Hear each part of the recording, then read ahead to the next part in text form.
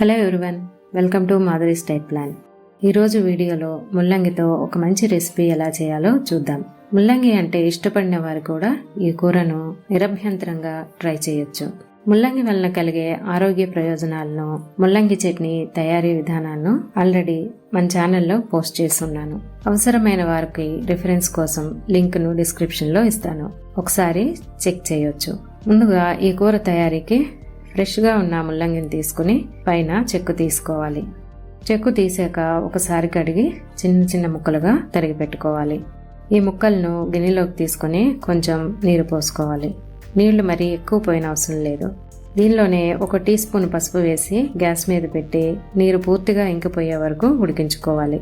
ఇలా నీరు ఎగిరిపోతే ముక్కలు కూడా ఉడికిపోతాయి. ఉడికిన ముల్లంగి ముక్కలను పక్కనుంచుకుని దీనికి కావలసిన మసాలా ఎలా చేయాలో చూద్దాం. 1 కప్పు కొబ్బరి ముక్కలను మిక్సీ జార్లో వేసుకోవాలి. దీనిలోనే 2 కరివేపాకు రెబ్బలు, 1 పచ్చిమిరపకాయ, 3 వెల్లుల్లి రెబ్బలు, 1/2 స్పూను జీలకర్ర, 1/2 టీ స్పూన్ పసుపు వేసి గ్రైండ్ చేసుకోవాలి.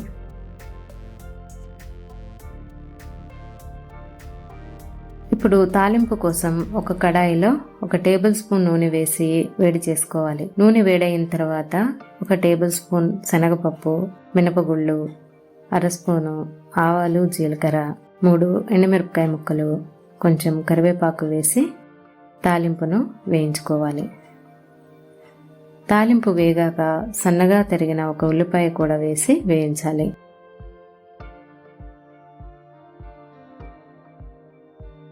ఉల్లిపాయ మగ్గిన తర్వాత కొబ్బరి మసాలాను 1 స్పూను ఉప్పును వేసి కలుపుకొని పచ్చివాసన పోయే వరకు వేయించాలి. దీనిలో ఉడికించిన ముల్లంగి కూడా వేసి బాగా కలిపి మగ్గించుకోవాలి. 5 నిమిషాలు మగ్గిన తర్వాత కొంచెం కొత్తిమీర చల్లుకొని గ్యాస్ ఆపేయాలి. ఈ కూర ముల్లంగి ఇష్టపడిన వారు కూడా చక్కగా తినేయొచ్చు. ఈ రెసిపీను తప్పకుండా ట్రై చేసి మీ ఫీడ్బ్యాక్ను తెలియచేయండి. Thank you for watching my video. Please like, share, subscribe my channel.